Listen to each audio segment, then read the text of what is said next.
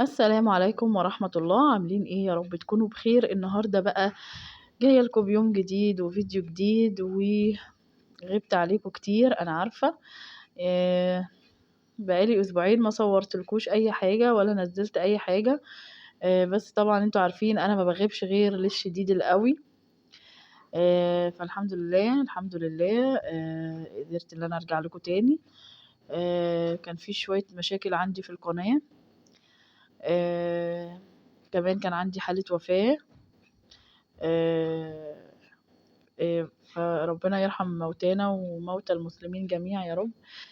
آآ فالنهارده بقى كده بعيدًا عشان أنا ما باحبش أدّيكم طاقة سلبية في الفيديو. يعني قليل أوي لمّا باكتئب بس باتكلم معاكم، بس عايزة منكم دعوة حلوة، ودعوة لأمواتنا وأموات المسلمين، وربنا يرحمنا يا رب، ويرحم أموات المسلمين جميعًا. النهارده بقى كده قررت قايمة من النوم عايزة أعمل فاصوليا بسلة بالجزر. فقُلت أنا بصراحة نايمة من بالليل ومقررة إن أنا هاطبخ بكرة بسلة بالجزر. يعني ده بيبقى يوم مريح أوي اللي أنا قبل ما أنام أحدد أنا هاطبخ إيه. فعايزة أقول لِك بقى كمان الفيديو بس جري معاكم كده شوية حتّة تنضيف الفراخ. أول ما جِبت الفرخة يعني الطريقة دي لقيتها أحسن بكتير من اللي أنا كنت باغسل الفرخة الأول وبعدين أنقعها. أنا نقعتها الأول أول ما أجيبها، شطفتها وقُمت حاطة عليها دقيق وليمون وملح. بصراحة الحركة دي بتخلّي اللي أنا ما أشمش ريحة زفارة خالص وأنا بانضّف الفرخة، وباحس كده إن كل حاجة فيها نزلت ونضيفة وزي الفل. شطفتها طبعًا وغسلتها زي ما أنتم شُفتوا، وقطّعتها كده وجيت بقى بصلاية وطماطماية وحتّة زبدة كده، وقُلت أشوّحها باللورة والفلفل الأسمر. ما كانش عندي حبّهان، فأنتِ عايزة تحطّي حبّهان حطّي. وبعد كده قُلت هاعمل بقى هو فيديو النهارده سريع وبسيط يعني ولطيف كده، يا رب يكون خفيف على قلوبكم. بس أنا قُلت لازم أطلع لكم بعد الغياب، والناس اللي بتستناني طبعًا ليها كل الاحترام والتقدير، وإن لازم اللي أنا أرجع لكم. فبيبقى غصب عني والحمد لله مرِّت على خير. آآ اللهم صل على سيدنا محمد. هنا طبعًا زي ما أنتم شايفين بقى عملت الرز بالشعرية. عايزة أقول لكم يوم الخميس ده أنا باخد كده اللي هو نَفَس بُصّوا أنا باخده معاكم نَفَس عميق إن أنا وصلت لآخر الأسبوع. لإن بجد في المدارس الأسبوع تحسّوه طويل، وتقييمات والامتحانات أنا مش عارفة بجد والله يعني هنخلص إمتى. أنا مستنية أجازة امتحانات نُص السنة دي بفارغ الصبر، عشان بجد خلاص تعبت. أنا باقول لكم تعبت، وتقريبًا كل الأمهات تعبت. تقييمات وامتحانات بطريقة مش معقولة. متهيأ لي يعني أكتر من المنهج نفسه، يعني مش كمية امتحانات. آجي أقول لياسين ابني يغيب يوم أنا نفسي تعبت له. أقول له: "يا حبيبي ريّح يوم." يقول لي: "ما ينفعش النهارده في امتحان تقييم، ما ينفعش في امتحان مش عارف إيه." لازم كل يوم امتحانات. فربنا ينجّح كده ولادنا كلّهم يا رب وادعوا لنا.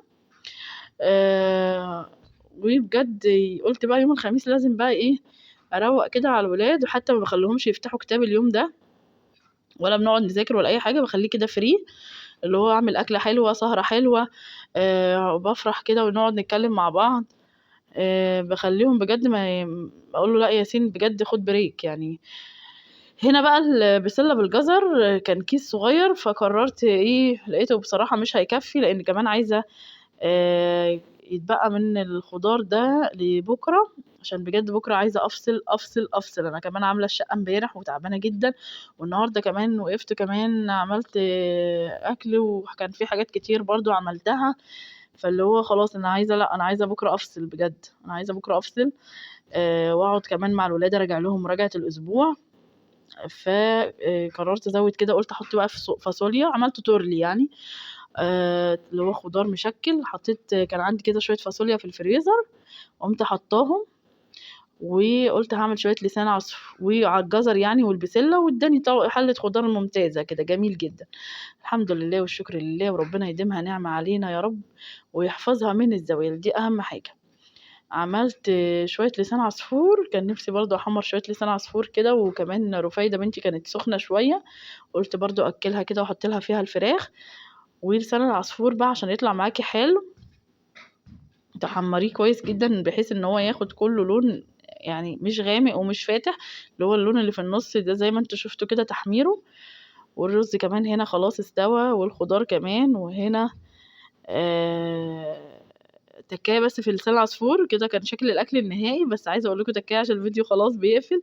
لسان العصفور عايزاه يطلع معاكي ممتاز، ما تغليهوش، مع يعني حمري وحطي الشوربه اول ما يبتدي يغلي تقفلي النار وتغطيه بالغطا. هيطلع معاكي كده شكله تحفه زي ما انتوا شايفينه، ملدن وطعمه تحفه، ومش هينفش معاكي في الشوربه، وهيبقى شكله جميل. وبجد جربيه وبألف هنا والشفا. وكده كان النهارده الفيديو بتاعنا كده بعد ما غرفت وقلت ايه هاكل بقى الولاد عشان لسه باباهم في الشغل، عشان هما طبعا بيناموا بدري. ويا رب الفيديو النهارده يكون عجبكم ويكون ظريف لطيف، واشوفكم في فيديو جديد. مع السلامة.